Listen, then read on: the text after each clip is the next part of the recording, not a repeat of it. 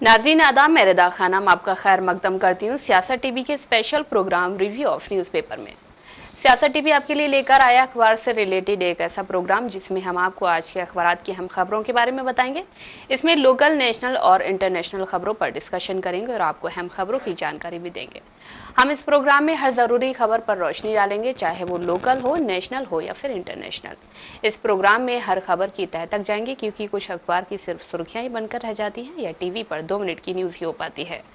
लेकिन हम आपको उन खबरों के बारे में तफसील से बताएंगे। इसी के साथ हमारे साथ ही मौजूद हैं अशर यासिर, आपका खैर मकदम है। तो सबसे पहले बात करते हैं लोकल न्यूज़ की। इस वक्त लोकल न्यूज़ की बात करें तो जो तेलंगाना के जो हैदराबाद के गोशा महल के विधायक हैं राजा सिंह, वो हमेशा अपने विवादित बयान के जरिए सुर्खियों में रहते हैं और कुछ ऐसा ही उन्होंने एक वीडियो साझा करके पोस्ट करके जो मध्य प्रदेश के सीएम हैं मोहन यादव, उनसे एक अपील की, एक सिफारिश कह सकते हैं कि उन्होंने एक सिफारिश की है।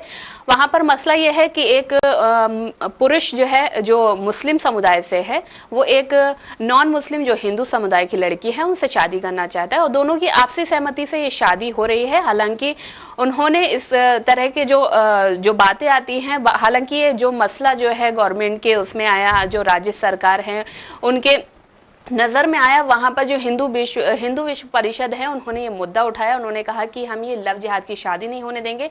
इसी को लेकर जो राजा सिंह हैं, यहाँ के जो एमएलए हैं, उन्होंने हस्तक्षेप करते हुए उन्होंने मोहन यादव से अपील की है, सिफारिश की है कि वो ये शादी ना होने दें, इससे लव जिहाद का मामला और भी बढ़ सकता है। इसके बारे में बिल्कुल, जिस तरह से देखिए इस वक्त लव जिहाद हो गया, लैंड जिहाद हो गया, इन सब चीज़ों की खबरें ज़्यादा बाहर आ रही हैं। वहीं इनके खबरों के चक्कर में जो और मेन मुद्दे हैं वो कहीं ना कहीं भटके जा रहे हैं। जिस तरह से राजा सिंह ने बोला कि वहाँ पे ऐसा हो रहा है, उनको वहाँ से कैसे पता चला यहाँ बैठ करके। उन्होंने फिर वहाँ पे क्या बोलते हैं, वहाँ की एक परिषद, हिंदू सेवा परिषद, उसके जो वो हैं क्या बोलते हैं लीडर, उनसे बात की, उसके जो प्रमुख हैं उनसे बात की। फिर उन्होंने वहाँ के जो मतलब होते हैं एक ये जो इनके संगठन होते हैं, इसके कुछ लोग होते हैं जो हर जगह होते हैं, उनसे बोला है कि इस मामले को हल्के में ना लिया जाए और इस तरह की चीज़ें ना हो आगे चल के। जिस तरह से वहाँ के सीएम से भी बोला गया है कि ऐसी चीज़ों को ना होनी चाहिए। वहीं अगर देखा जाए तो काफ़ी सारी जगहों पे ऐसी ये आती रहती हैं, जैसे मतलब कोई बोलता है लैंड जिहाद हो रहा है, कोई बोलता है कि लव जिहाद हो रहा है। अभी तो ये भी आ गया है कि क्या बोलते हैं इसको, जब वो होने वाले इलेक्शन तो उसमें बोला जा रहा है कि मतलब जो लोग वोट डालेंगे उसको वोट जिहाद भी बोला जा रहा है। तो इस तरह की चीज़ें जब सामने आती हैं तो कहीं ना कहीं आप उन मुद्दों को छुपा देते हैं। जो ज़रूरी मुद्दे हैं, जो गैर ज़रूरी मुद्दे हैं, उन पे ज़्यादा फोकस किया जा रहा है। जिन पे बात होनी चाहिए लेकिन वो आप आपसी सहमति से बात कीजिए, लेकिन उन पे आपसी से मतलब इस लेवल तक उसे लेके चले जाते हैं कि वो जो हमारा मेन स्ट्रीम मीडिया, उस पर एक ये थूक जिहाद हो गया, लव जिहाद हो गया, लैंड जिहाद हो गया, इस पे ही प्रोग्राम करते रहते हैं 8 से 9 के बीच में। तो ये चीज़ें नहीं होनी चाहिए। इस पे हम सिर्फ मतलब अगर दो लोगों की आपसी वो है सहमति है तो उस पर फिर काम होना चाहिए और फिर उनकी फैमिली होती है, वहाँ के लोग होते हैं, वो आपस में बैठ के बात करेंगे, डिस्कशन करें, उसके बाद ही चीज़ें होती हैं। जी लेकिन यासर, मुझे ये समझ में नहीं आता, जिस तरह के भाजपा के नेता हैं, जिस तरह से लैंड जिहाद, लव जिहाद का जो मसला उठाते हैं हमेशा। अगर बात करें इनके नेताओं के, जो भाजपा के जो 2-3 नेता हैं, उन्होंने भी एक जो मुस्लिम फैमिली से, जो नॉन मुस्लिम फैमिली से ताल्लुक़ रखती है, उनसे शादी की है। अगर वो मुद्दे उठाना चाहते हैं, या जो अभिनेत्रियाँ हैं, अभिनेता हैं, वो भी जो दूसरे समुदाय के लोग होते हैं, जो दूसरे कास्ट के लोग रहते हैं या दूसरे रिलीजन के रहते हैं, उनसे भी शादी करते हैं। हालांकि वो उस चीज को ना उठा के जो मिडिल क्लास फैमिली से जो राब्ता रखते हैं, वास्ता रखते हैं, जो मिडिल क्लास फैमिली के होते हैं, उन पर ही ये सारी चीजें आके टूटती हैं। बिल्कुल, जिस तरह से आप देखें कि ऐसे जब कोई बड़ी शादियां होती हैं उन पे इतना वो नहीं होता। जिस तरह से हम बॉलीवुड में भी देखते हैं, कई एक्टर्स की शादियां हुई हैं, टूटी हैं, फिर हुई हैं। लेकिन जो ये एक क्या बोलते हैं मिडिल क्लास तबका होता है, इसके लिए हर चीज़ प्रॉब्लमेटिक होती है। अगर वो बहुत मतलब आप देखें कि आप भी जिस मतलब अगर हम देखें अपनी सोसाइटी में कि मिडिल क्लास वालों को कितनी परेशानियां होती हैं, उसी तरह से इस केस में भी वो परेशान ही रहते हैं। क्योंकि एक तबका होता है जो मानने को राजी नहीं है, दूसरा जो है वो एक अलग न्यूज़ चला रहा है, वो अलग फेक न्यूज़ चल रही हैं। तो इस तरह से उनके लिए कहीं ना कहीं परेशानी होती है। इसीलिए कहा जाता है कि आप सोच समझ के फैमिली के दरमियान एक ऐसा वो रखें जिससे आप इस तरह की चीज़ें करें। और फिर जब आप देखें इस वक्त हिंदुस्तान में कुछ ऐसे लीडर्स हैं जो सिर्फ इन्हीं चीज़ों को खोदते रहते हैं। बिल्कुल। और कहीं ना कहीं अब देखिए यहाँ पे बैठ के राजा सिंह को वहाँ की न्यूज़ पता चली जबलपुर की, तो ये कहीं ना कहीं आपने मतलब आपका जो वो है क्या बोलते हैं एक लोग हैं वो सिर्फ ऐसी ही खबरें आपको देते हैं, लेकिन वो खबरें नहीं देते हैं जो समाज में ज़्यादा ज़रूरी हैं। भाई महिलाओं के साथ ऐसी चीज़ें हो रही, उसके लिए आपने कभी आवाज़ नहीं उठाई है। उसके लिए आप आवाज़ जब उठाएंगे जब कि वो किसी एक विशेष समुदाय से होगी, ठीक है, एक किसी क्या बोलते हैं धर्म से होगी एक, या फिर वो ऐसे प्रदेश में हो जहाँ पे बीजेपी की सरकार ना हो, वहाँ पे आप आवाज़ उठाएंगे। लेकिन ऐसी चीज़ों में आप आवाज़ नहीं उठाते हैं, चाहे यूपी हो मध्य प्रदेश हो, जहाँ भी ऐसी घटनाएं होती वहाँ पे आप आवाज़ नहीं उठाते हैं। अभी कल ही एक न्यूज़ आई है कि वहाँ जा रही थी क्या बोलते हैं एक वो थी लेडी पुलिस, वो जा रही थी यूपी में अपने घर कानपुर, उसके साथ रेप कर दिया गया। वो जा रही थी करवा चौथ मनाने के लिए, जो त्यौहार होता है इनका।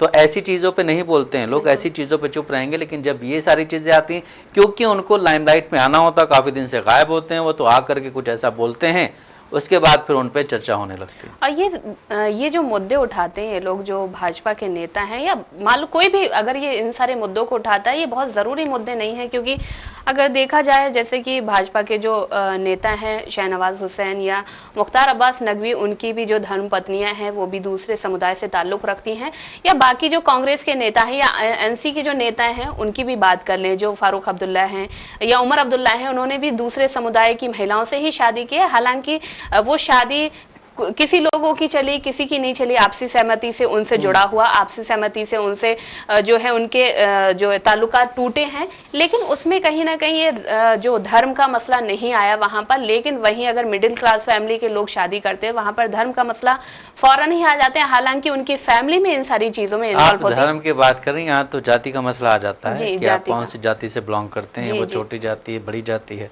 धर्म तो फिर भी थोड़ा लेट आता है जी, लेकिन ये चीज़ें पहले आती हैं। तो फिर बात करते हैं दूसरी तरफ आंध्र प्रदेश के जो मुख्यमंत्री हैं चंद्रबाबू नायडू। उन्होंने बात करते हुए कहा है, उन्होंने जो राज्य की महिलाएं हैं उन्होंने उनसे कहा है कि ज़्यादा से ज़्यादा बच्चे पैदा करें ताकि जो स्थिति बनी हुई है वो स्थिर रहे। क्योंकि अगर देखा जाए, जैसा कि उन्होंने कहा कि मैंने देखा है कि कुछ गांव में जो युवा हैं, जो नौजवान हैं, उनकी संख्या जो है घटती जा रही है। वहीं पर बूढ़े बुजुर्गों की संख्या जो है अगर देखा जाए, एक गाँव में मैंने देखा तो उन्होंने जैसा कहा था, उन्होंने कहा था कि एक गाँव में मैंने देखा कि वहाँ पर बुजुर्ग ज़्यादा दिख रहे थे, नौजवान युवा बहुत ही कम दिख रहे थे। ऐसी स्थिति में आने वाले समय में बहुत ही मुश्किलें पैदा हो सकती है। वहां पर उन्होंने एक बात और कही कि अगर 2 से ज्यादा बच्चे होंगे तो वो स्थानीय निकाय चुनाव लड़ सकते हैं। और उन्होंने आने वाले समय में उन्होंने कहा कि जिस तरह से स्थिति पैदा हो रही है, उन्होंने महिलाओं से कहा कि वो ज्यादा से ज्यादा बच्चे पैदा करें ताकि स्थिति स्थिर रहे और आने वाले जो भविष्य है उसमें कोई भी रुकावट पैदा ना हो। जिस तरह से जनसंख्या घटती जा रही है तो जाहिर सी बात है कि कहीं ना कहीं मसले उठेंगे। अब एक बात उन्होंने और कही थी कि पहले हम कहा करते थे कि जनसंख्या की वृद्धि पर रोक लगाई जाए, लेकिन अब मैं कहता हूं कि जनसंख्या बढ़ाई जाए, क्योंकि जनसंख्या बहुत ही कम हो रही है। और खासकर देखा जाए साउथ के जो एरियाज हैं उसमें, जो साउथ के जो राज्य हैं उसमें जनसंख्या बहुत ही घटती जा रही है। ऐसी स्थिति में बहुत ही मुश्किलें पैदा होने वाली हैं। बिल्कुल, जिस तरह से उन्होंने बोला है कि हमने पहले बोला था कि जनसंख्या पे लगाम लगे, लेकिन अब मैं ये कहना चाहता हूँ कि मतलब जिनके 2 से ज़्यादा बच्चे होंगे वो ज़्यादा अच्छे हैं जी। उन्होंने कहा है कि हमने इससे पिछला भी जो इनका कार्यकाल था उसमें भी उन्होंने कहा है कि हमने 2 से ज़्यादा बच्चों को प्रेफर किया था। अब हम चाहते हैं कि और बच्चे पैदा हों, क्योंकि हिंदुस्तान में अभी जो है वो कहीं ना कहीं बुजुर्गों की तादाद ज़्यादा है। और जिस तरह से इन्होंने बोला है कि आंध्र प्रदेश की बात करें तो आंध्र प्रदेश में बुजुर्गों की तादाद ज़्यादा है, नौजवानों की कम है। तो इनका कहना है कि आगे चल के भविष्य में जो है हम कहीं ना कहीं फिर पीछे हो जाएंगे, क्योंकि अगर हमारे यहाँ नौजवान आगे नहीं होंगे, नौजवान की तादाद ज़्यादा नहीं होगी। तो इस वजह से इन्होंने बोला है। साथ ही अगर देखा जाए तमिलनाडु के मुख्यमंत्री के स्टालिन ने भी बोला है कि आप 16-16 बच्चे पैदा कीजिए। उन्होंने कहा है कि पहले बुजुर्ग जो आपको दुआ देते थे शादी के वक्त, वो ये होती थी कि आप आपको 16 खुशियां मिले, लेकिन उसमें उन्होंने काफ़ी चीज़ों को ऐड किया। लेकिन उन्होंने कहा है अब इसको लेकर के मैं ये कहूँगा कि अब 16 बच्चे पैदा करो, मतलब आपको वो रहे तो आप 16 बच्चे पैदा कीजिए इसमें, क्योंकि देश में इस वक्त वही बात आ गई कि यहाँ पे नौजवानों की संख्या कम होती जा रही है और जो मतलब देश के जो वो हैं बुजुर्ग, उनकी संख्या बढ़ती जा रही है।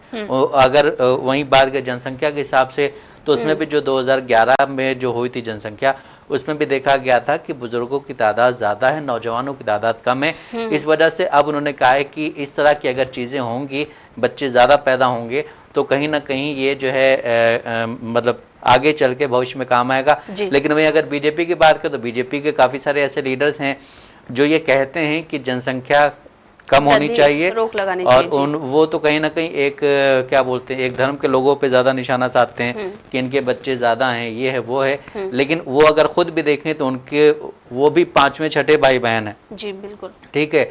अगर बात करें कुछ ऐसे लीडर्स की, तो उनके भी 3 से 4 बच्चे हैं जो 2 बच्चों की बात करते हैं। तो अगर देख आप अब इस वक्त देखा जाए, चंद्रबाबू नायडू एनडीए के साथ में ही हैं और एनडीए के साथ में हैं, और वो इस तरह के बयान दे रहे हैं, तो इस पे भी बीजेपी को विचार करना चाहिए कि भाई कुछ बोलने से पहले आप अपने अलायंस के लोगों से बात करें कि किस तरह से हमें बोलना है, क्या हमें रणनीति अपनानी है। इस तरह से चंद्रबाबू नायडू अलग बोल रहे हैं और बीजेपी कुछ लीडर्स अलग बोलते हैं, तो ये मतलब इसमें कहीं ना कहीं लोग कंफ्यूज हो जाते हैं। जी, तो जिस तरह से जो चंद्रबाबू नायडू हैं, उन्होंने जिस तरह से बात की है कि महिलाओं को इस बारे में सोचना चाहिए, जिस तरह से जनसंख्या घटती जा रही है उस पर एक विचार करना चाहिए। जनसंख्या स्थिर रखने के लिए बच्चे ज़्यादा से ज़्यादा पैदा हों, ताकि जो आने वाले वक्त है उसमें कोई भी मुश्किल का सामना करना पड़े। उन्होंने साथ ही कहा कि सरकार जल्द ही इस पर एक रिपोर्ट पेश करेगी, एक कानून लेकर आएगी, ताकि इस पर अच्छे विचार हो सकें और अच्छी तादाद बढ़ सके, ताकि आने वाले दिनों में कोई भी मुश्किल पैदा ना हो।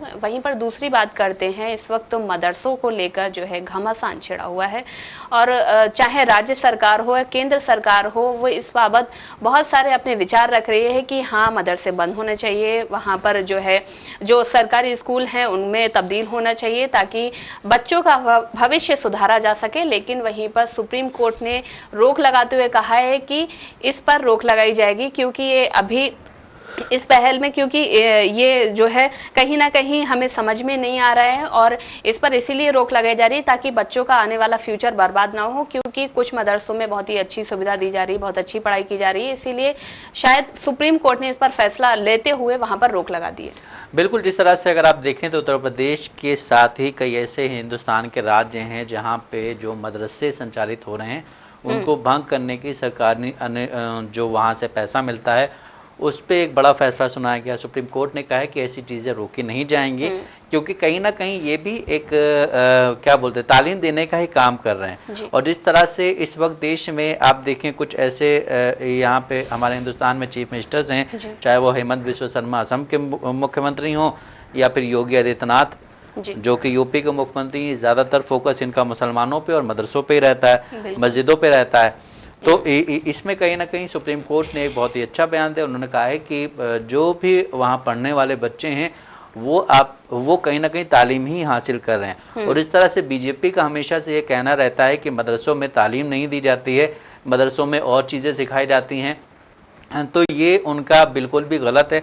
क्योंकि मदरसे से बच्चे निकल के आजकल जो है आईटी सेक्टर आप देखें हैदराबाद में इतना है, वहाँ से निकल के वो और पढ़ाई करते हैं, उसके बाद वो कंपनियों में ज्वाइन करते हैं, अच्छी सैलरी पाते हैं। और वहाँ पे कुछ लोग ऐसे भी जो मदरसे में ही रह जाते हैं, वो फिर या तो कहीं पे इमाम बन जाते हैं या दुकान खोल लेते हैं, बट वो भी अपना गुजारा कर रहे हैं। वो ये नहीं कि कुछ उल्टे सीधे काम कर रहे हैं।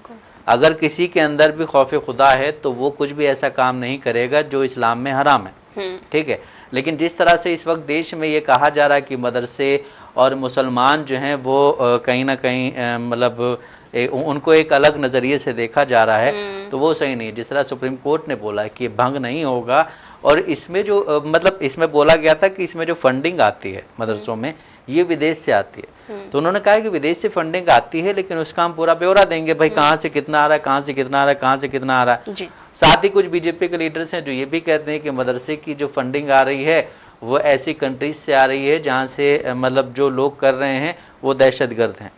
अब मुसलमानों को दहशतगर्द की नज़र से भी देखा जा रहा है कुछ लोगों की तरफ देखें तो, लेकिन ऐसा कुछ नहीं होता है। मदरसों में जो अब उसने जो बोला है कि इस तरह की चीज़ें नहीं है, केंद्र ने कोर्ट ने केंद्र और सभी राज्यों को NCPCR की सिफारिश पर अमल करने से रोकने का आदेश दिया है।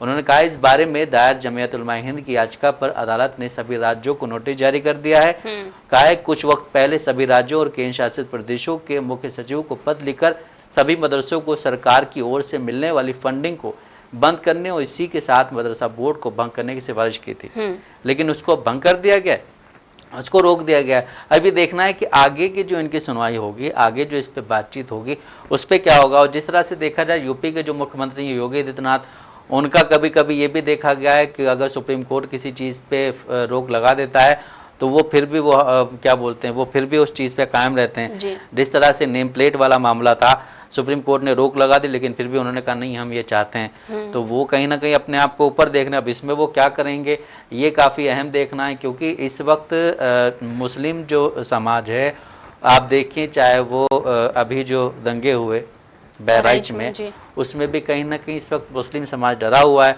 और जिस तरह से हमारी जो हिंदुस्तान की गवर्नमेंट है वो जिस तरह से पेश आ रही है, उसमें कल भी मैंने यही बोला था कि उनका मकसद ये है कि उनको इस तरह से तोड़ दो कि वो उठ ही ना पाए फिर। तो ये कहीं ना कहीं उनके दिमाग में चल रहा है। और मतलब इस तरह से, ये मैं नहीं कह रहा हूँ, ये विपक्ष के लोग कह रहे हैं कि मतलब इस तरह से तोड़ दो कि उठ ही ना पाए। जिस तरह से अभी बाबा सिद्दीकी का मर्डर हुआ, बाबा सिद्दीकी के मर्डर के बाद काफ़ी सारी चीज़ें सामने आई हैं कि भाई इतनी सिक्योरिटी फोर्स आपके साथ होने के बावजूद आपको कोई मार के चला जाता है, तो ये कैसे। अब वो एक बंदा जो जेल में बंद है, वो जेल में बंद रह करके आपसे गैंग चला रहा है, उसको आप कुछ नहीं कर रहे हैं। फिर बॉम्बे पुलिस जब इसको अपनी कस्टडी में लेना चाह रही तो गृह मंत्रालय परमिशन नहीं दे रहा है। और इसी तरह से कई ऐसी चीज़ें सामने आई थी। बिल्किस बानो के जो आरोपियों को छोड़ा गया था, उसमें भी जब ये बात कोर्ट में पहुंची तो पता चला कि गृह मंत्रालय की तरफ से एक लेटर आया था जिसके बाद इन्हें छोड़ा गया था। बिल्किस बानो की बात करें यासिर, या बीएचयू में जो लड़की के साथ जो गैंगरेप हुआ था उसकी बात करें, जो 2 आरोपियों को छोड़ा गया था, तो कहीं ना कहीं उसमें सरकार का तो हाथ होता है। बिल्कुल हाथ होता है सरकार का। और सरकार जो है, आप मतलब कभी कभी ऐसा भी होता है कि सरकार किसी और की तरफ से खेल रही होती है। ठीक है, जैसा कि यासिर देखा जाता है कि जो भाजपा के नेता हैं योगी आदित्यनाथ, जैसा कि बोलते हैं महिलाओं के लिए, या हमारे मोदी जी बोलते हैं महिलाओं के लिए, कि महिलाओं के साथ अगर कोई भी दुर्व्यवहार होगा तो उसका जो है हम उसको देखेंगे, हमें किस तरह से कार्रवाई करनी चाहिए, हम उसको देखेंगे, हम ऐसी सजा देंगे कि वो जिंदगी भर याद रखेगा। लेकिन वहीं पर जैसे कि बिल्किस बानो के जो आरोपी हैं, रेपिस्ट हैं, उनको छोड़ाया गया, या बीएचयू की जो लड़की थी उसके साथ जो गैंगरेप हुआ था वहां पर उन रेपिस्टों को छोड़ाया गया। तो एक तरफ जो गवर्नमेंट है वो महिलाओं की सुरक्षा की बात करती है, वहीं पर जो उनके रेपिस्ट है उनको छुड़ाने के का जो अमल है वो करती है, उनके रेपिस्टों को छुड़ाती है। तो कहीं ना कहीं लोगों के मन में जो है शंका पैदा होती है कि आखिर सरकार है किसके साथ। बिल्कुल, जिस तरह से इस तरह के केसेस आ रही हैं, वही अभी एक चीज़ और आई है कि मतलब सुप्रीम कोर्ट ने बोला है कि भाई बच्चे कौन सी तालीम हासिल करेंगे वो फैसला उनके घर वाले करते हैं, या फिर वो जब अपना 9th 10th कर लेते हैं उसके बाद वो फैसला खुद करते हैं कि हमें क्या करना है, हमें इंजीनियर बनना है, या हमें डॉक्टर बनना है, हमें पायलट बनना है, या हमें फिर उसमें जाना है, लिटरेचर में जाना है, एकेडमिक्स में जाना है। लेकिन अब वही बोला गया कि अब आप कौन होते हैं ये तय करने वाले कि बच्चे कौन सी तालीम हासिल करेंगे। वो उनके पेरेंट्स पे डिपेंड करता है कि वो किस जगह जाएंगे, कौन सी तालीम हासिल करेंगे। वही आपने जिस तरह से बात की कि जिन लोगों को छोड़ा जा रहा है अगर वो ताल्लुक रखते हैं तो ये बिल्कुल सही है। अभी कुछ टाइम पहले ही एक खबर आई थी कि योगी आदित्यनाथ की गवर्नमेंट ने कुछ लोगों को छुड़वाने की बात की, उन पे जो केस हो रहे थे वो केस बंद करवाने की बात की है। 31 लोगों पे केस हुए थे, उन केसेस को बंद करवाने की बात की। तो अगर आपका ताल्लुक किसी लीडर से, अगर आपका ताल्लुक किसी पार्टी से, अगर आपका ताल्लुक किसी हिंदू संगठन से है तो आपको बहुत जल्दी जमानत या फिर आप पे कोई केस नहीं होगा। लेकिन वहीं अगर आपका नाम अब्दुल है या आपका नाम अशरफ है तो आपको फिर समझना चाहिए कि आपको बहुत ज़्यादा समय लग जाएगा। जिस तरह से आप देखें दिल्ली में कुछ लोग अभी भी जेल में बंद हैं, उमर खालिद हो गए और भी कई लोग हैं, उनको कोई ज़मानत नहीं मिलती। वहीं अगर देखा जाए तो एक बाबा है राम रहीम, जिसको हर साल में 2-3 बार पैरोल मिल जाती है, वो आ जाता है, अपने लोगों से मिलता है, उसके बाद फिर वो लोगों से अपील करता है कि भाई वोट जो है तुम बीजेपी को ही देना। फिर बीजेपी हरियाणा में जीत जाती है। इससे पहले पंजाब में इलेक्शन होता है, पंजाब में इलेक्शन होने से पहले उसको जेल से बाहर किया जाता है। और वो इलेक्शन किस तरह से हुआ, उसने किसको सपोर्ट किया, क्या हुआ, तो जब भी ऐसे इलेक्शंस होते हैं वो छोड़ा जाता है। तो अगर एक इंसान जिस पे जो है जुर्म हो गया, उसको सज़ा हो गई है, उसके बाद वो छोड़ा जा रहा है, लेकिन वही शर्जील इमाम जैसे लोग हैं जिनको अब वो हो गया, शर्जील इमाम और शर्जील इमाम हैं, गुलफिशा हैं, उमर खालिद, इन लोगों को अभी तक नहीं जी। छोड़ा जा रहा है। इन लोगों के लिए तारीखें बदलती रहती हैं, बस एक हफ्ते अंदर हैं, नहीं हो रहा है ये। क्योंकि ये सिर्फ आप, अगर आपका नाम ऐसा है, उस नाम से बहुत फर्क पड़ता है। जी। वहीं पर देखा था कुछ दिन पहले एक न्यूज़ आई थी कि एक मजदूर इंसान था, उस पर किसी ने फेक आरोप लगा के उसको जेल करा दी थी। हालांकि 6 महीने के बाद पता चला कि वो तो उसमें शामिल था ही नहीं, और वो जहां पर वो जो घटना हुई थी वहां पर वो था ही नहीं, वो कहीं दूसरे राज्य में था। तो वहीं पर अगर दलित भी होते हैं, सिर्फ मुसलमानों की बात ही नहीं यासिर, अगर दलित भी होते हैं तो उनके साथ भी अत्याचार किया जाता है, उनके साथ भी उनकी भी कोई पैरवी करने वाला नहीं होता है।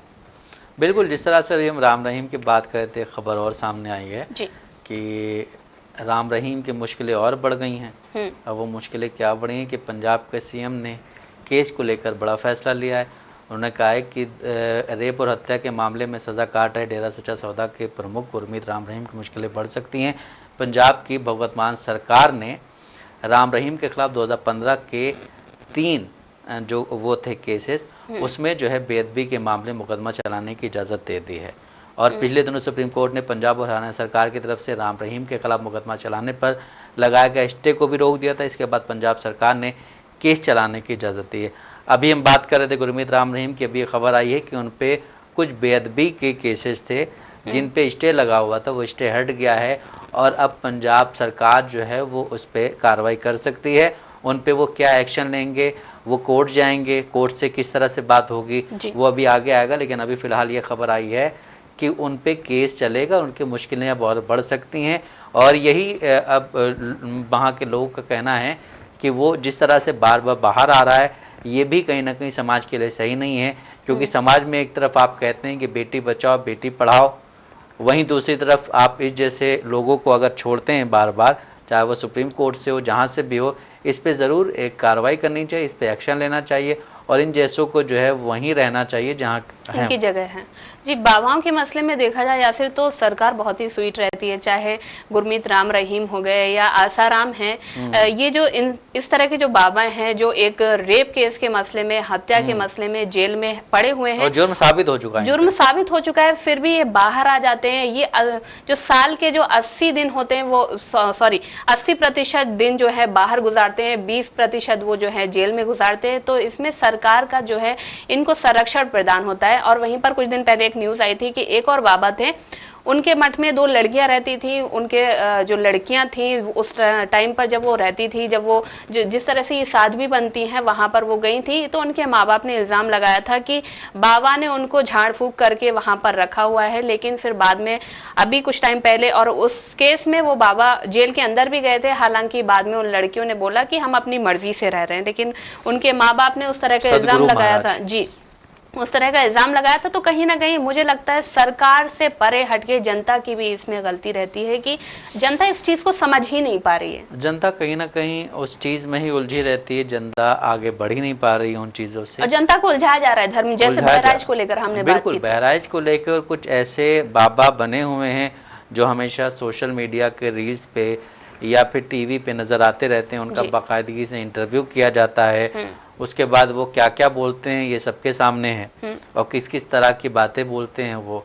तो जब इन चीज़ों को इतना प्रमोट किया जाएगा तो जाहिर है कि फिर लोग उसी तरफ जाएंगे, वो थोड़ी हट रहे हो। क्योंकि आपके जहन में एक चीज़ बैठ जाती है तो वो बैठी रहेगी कि हाँ वो बाबा ऐसा है, वो बाबा ऐसा कर रहा है, वैसा कर रहा है। जी, तो वहीं बात करते हैं, एक जो ओलंपियन है साक्षी मलिक, उन्होंने भाजपा नेता हैं जो बबीता फोगाट, उन पर एक इल्ज़ाम आयद किया है। उन्होंने कहा है कि बबीता फोगाट उस समय हमारे साथ थी जब उन्होंने ब्रजभूषण के खिलाफ जो है प्रोटेस्ट किया था, और उन्होंने एक इल्ज़ाम लगाते हुए कहा कि बबीता फोगाट ने ही हमें ब्रजभूषण के खिलाफ उकसाया था क्योंकि वो उनकी गद्दी हासिल करना चाहती थी। बिल्कुल, जिस तरह से जब अभी देखा जाए तो विनेश फोगाट जब इलेक्शन लड़ रही थी कांग्रेस पार्टी से, तो बबीता फोगाट ने कहा था कि भाई ये उनकी मर्जी है, वो कुछ भी कर सकती हैं। भाई उनके पिताजी ने कहा था कि हम चाहते हैं कि ये जो है आगे जाती ओलंपिक्स में जा कर के मेडल जीतती, लेकिन अब इन्होंने ये रास्ता चुना है। वहीं अगर बात करें तो उन्होंने आगे कहा है कि ये जो हमने जो प्रोटेस्ट का पूरा किया था